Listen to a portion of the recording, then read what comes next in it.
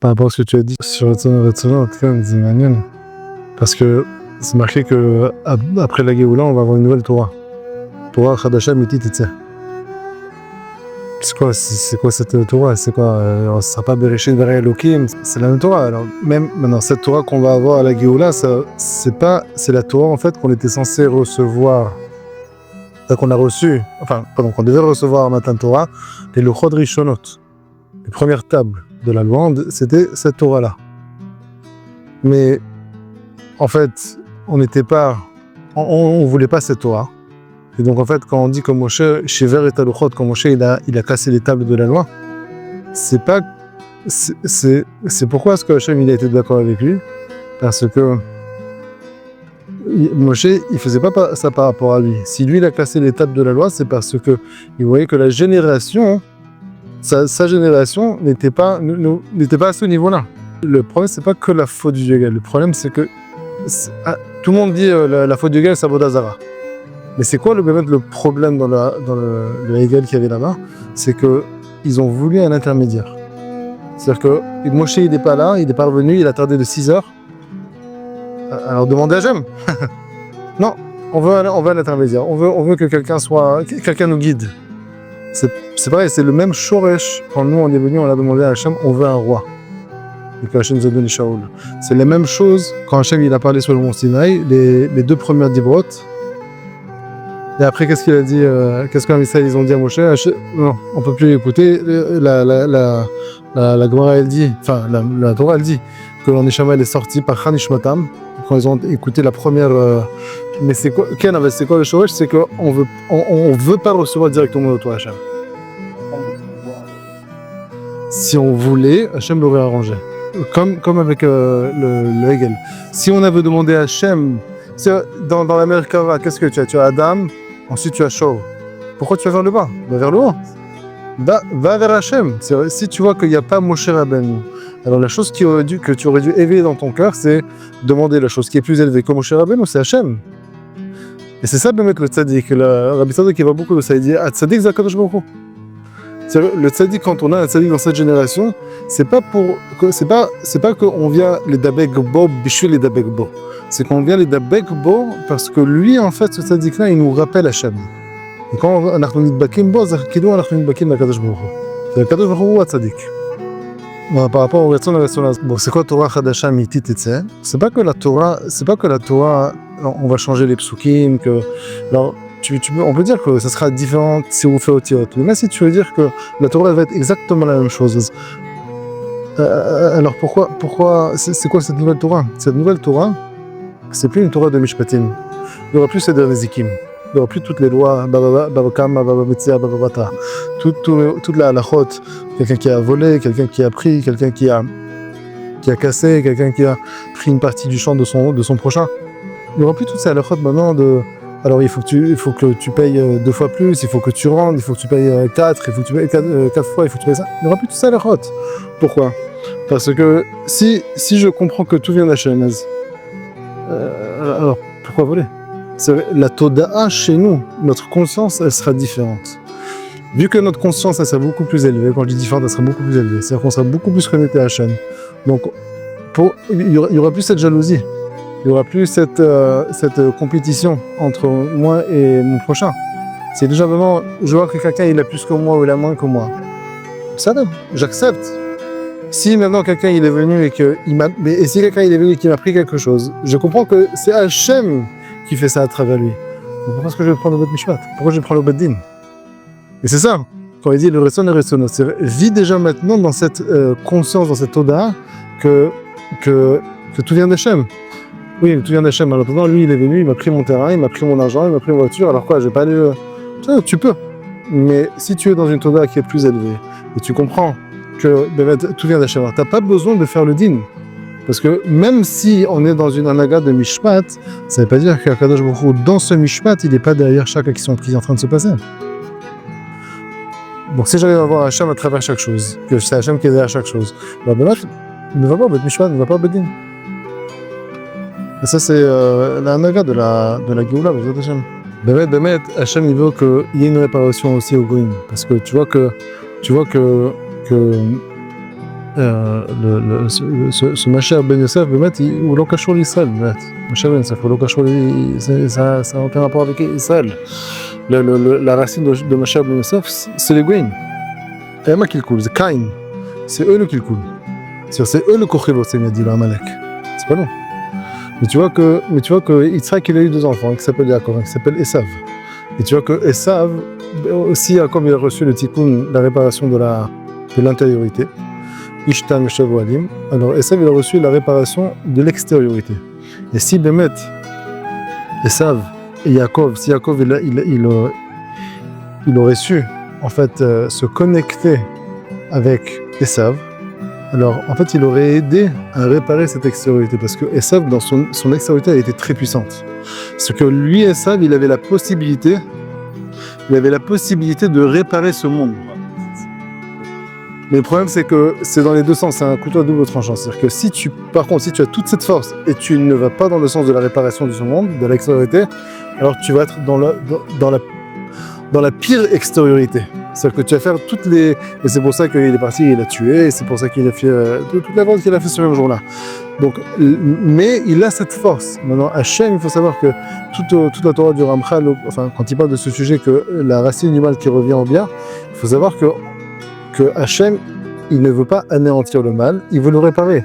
Donc, de toutes les générations, à partir du moment où il y a le Piroud, avec Adam Arishon, et la faute de l'arbre de la connaissance, quand il a mangé l'arbre de la connaissance, et jusqu'à en fait la Géoula, tant que ce mal il n'est pas réparé, alors Hachem, le Galgal, il transmet cette réparation du mal dans la prochaine génération. Et en fait, c'est arrivé à Esav. C'est arrivé aussi chez Yaakov. Yaakov, quand il a voulu prendre Rachel et Léa, quand il a pris Rachel et Léa, il s'est marié avec 2 sœurs. Rachel, c'est l'extériorité, pareil, et Léa, c'est l'intériorité. Et en fait, il voulait connecter ces deux aspects-là. Réparer le mal, c'est-à-dire qu'en fait, ramener le mal, déjà, c'est plusieurs choses. Déjà, comprendre que même le mal, en fait, sa racine, c'est Hachem. Oh, alors c'est quoi le mal? Le mal, si on voit aujourd'hui, que ce soit chez les Bnei Israël et Kol Sheken, et à plus forte raison chez les Goïm, quand on parle du mal, et de toute la violence qui sort de ce mal, et de toutes les conséquences négatives qui sortent de ce mal, c'est quoi en fait la racine de ce mal-là? C'est le piroud d'Hachem. Tu poses la question, prends un enfant, je ne sais pas si j'avais donné cet exemple ici une fois, mais prends un enfant et il voit d'un coup un petit paquet de bamba. Papa joue un bamba, pendant 1 heure joue un bamba. Ok, d'un coup, il voit que papa, il ouvre l'armoire et c'est plus un paquet de bambins qu'il voit. D'un coup, il voit des bonbons, il voit maintenant des glaces, il voit... Qu'est-ce qu'il va prendre? Est-ce qu'il va regarder encore 1 seconde ce paquet de bambins? Il va le jeter. Qu'est-ce que d'un coup, par quoi il est intéressé maintenant? Il veut ces bonbons, les bonbons, c'est 10 fois, c'est 100 fois plus sympa que ce paquet de bambins. Donc, en fait, qu'est-ce qui lui manquait, en fait? J'essaie de combler par ce que j'ai, par le plaisir et par l'amour qui me manque. Mais si j'arrive à avoir plus d'amour, quelque part d'autre, c'est ça que je veux vraiment. Qu'est-ce qui me fait laisser tomber, disons, si le bamba il représentait le mal? Qu'est-ce qui fait que je laisse tomber le bamba? Parce que j'ai aussi quelque chose de mieux. Qu'est-ce qui fait que je vais laisser tomber le mal, qui est à cause, en fait, de la séparation entre nous et d'Hachem, de l'éloignement entre nous et Hachem? C'est que Hachem il va dévoiler son amour pour nous. C'est du moment que Hachem il va vraiment dévoiler l'amour pour nous. Du moment que nous on va vraiment avoir la connexion avec Hachem, qui va vouloir tuer? Qui va vouloir mentir? Qui va vouloir voler? Qui va vouloir faire ces choses-là? C'est pas que on va devoir nous dire et encore instaurer des lois pour continuer. On n'aura plus besoin de toutes ces lois-là parce que automatiquement on va recevoir quelque chose de plus puissant. Et qui aussi va recevoir cette influence positive? Les Goïm. Aujourd'hui, si on rentre dans l'intériorité de cette chose-là, si un terroriste il est terroriste aujourd'hui, c'est parce que Bémet, il lui manque énormément de connexion avec Hachem. Et si l'amour d'Hachem aujourd'hui se dévoilait, c'est sûr qu'il n'aurait pas été terroriste. Zolech ad kedekach. Parce que tu parles du mal. À part Amalek, que lui il est venu sur son but, il était pour un but précis, mais tout le reste du mal, il doit revenir quelque part à sa source. Donc c'est quoi la source de ce mal-là? C'est l'éloignement d'Hachem. Donc Hachem, dévoile-toi. Et mon cher Rabbeinu, il a été romain, il a donné cet indice au Chet HaEgel. Quand il leur a dit que que les Israéliens ils ont fauté, qu'est-ce que Moshe leur a dit? Il lui a dit à Hachem, il lui a dit Kesef Vezav chez Irbet Alem. Qui leur a donné l'or et l'argent? C'est toi. Alors qu'est-ce que tu veux? Ils n'ont pas fauté. Tu leur aurais pas donné l'or et l'argent. Ils n'auraient pas fait de vaudor. Pourquoi est-ce que tu les tiens coupables par rapport à ça? Ils sont pas coupables. Alors de la même manière, pourquoi est-ce que maintenant je fais des fautes et pourquoi maintenant est-ce que je suis dans Hachem? Hachem, donne-moi ton amour. Donne-moi maintenant toutes les friandises et tous ces plaisirs spirituels qui sont 1 milliard de fois plus que tous les plaisirs dans ce monde. Je serais plus du tout intéressé ni par les fautes, ni par le mal, ni par la violence, ni par rien du tout. Automatiquement, je serais attaché à toi. Tout le mal, en fait, c'est bien parce qu'il me manque quelque chose. D'un coup, je suis quelque chose. J'ai honte. Mais si toute mon existence, en fait, c'est Hachem, j'ai pas honte. Il y a un Rav Tzadok ici qui dit que il y a quelque chose dans ce monde qui, à la source, c'est le Nachash. Que sans cette chose-là, on ne peut pas vouloir se connecter davantage avec Hachem. Et maintenant, le Nachash, il a cette force-là, hein, c'est la force qui est représentée par le Nachash. Et le Nachash, lui, en fait, qu'est-ce qu'il a fait? Il a dit, utilisez cette force-là pour vous-même, pour vos plaisirs à vous, pas pour vous aider à vous connecter à Hachem.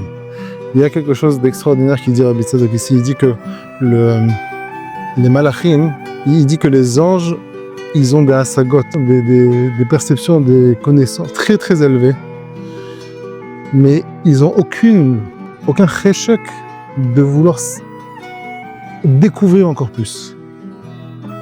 C'est-à-dire qu'à la base, ils ont été créés avec des perceptions et des connaissances incroyables, mais ils n'ont pas envie de découvrir ce qu'il y a juste derrière ça. Genre ce que tu m'as donné, je suis content. Mais il dit à l'inverse, les êtres humains, nous, on n'a pas une connaissance divine très très élevée. Ou un petit peu, chacun en fonction de ce que Hachem lui a donné, lui a permis. Mais par contre, même si on est des êtres humains, on a quand même quelque chose d'important qui s'appelle le cheshek. On a quelque chose qui s'appelle cette envie, l'envie.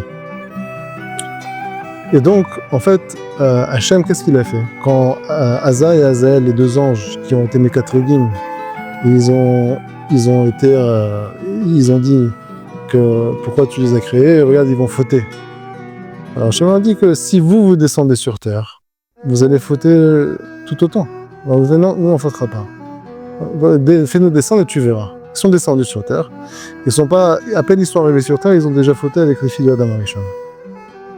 Et en fait, quand Hachem il les a fait descendre sur terre, s'ils avaient utilisé, d'un côté, ils avaient donc de très grandes perceptions, mais s'ils avaient utilisé le cheshek, l'envie qui existe sur terre chez les êtres humains, pour vouloir découvrir Hachem encore plus, alors ça aurait été une très grande réparation et ils se seraient élevés.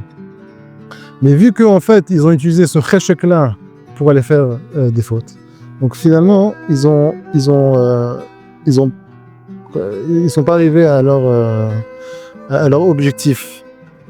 Mais comme quoi le cheshek, l'envie, c'est quelque chose qui est nécessaire. C'est pas quelque chose qu'on doit nier. À tel point que Chachamim nous enseigne, c'est une marque qui est très connue, que si il t'a atteint, ce menouval zé, ce yetzer hara, tu le prends avec toi au Beth Midrash, tu le tires avec toi au Beth Midrash. Paga b'cha menouval zé, moshcheo le Beth Midrash. Et tu le fais rentrer dans le Beth Midrash. Pourquoi? Parce que si tu veux découvrir Hachem davantage, tu es obligé d'avoir cette envie de vouloir découvrir Hachem davantage. Et pas juste de lire parce que bon, il faut lire. Sinon, c'est quoi la différence entre ça et des maths?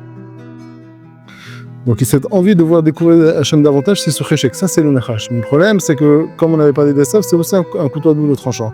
C'est-à-dire que tu peux l'utiliser pour vouloir que Hachem te dévoile plus, pour vouloir te connecter et te rapprocher d'Hachem davantage, mais tu peux aussi utiliser cette force pour faire de grandes fautes. Parce qu'il t'emmènera là ou là. Et Chachamim nous ont enseigné que la force du Yetzer Hara, c'est la même force que quelqu'un il a quand il veut étudier et approfondir dans la Torah. C'est la même chose.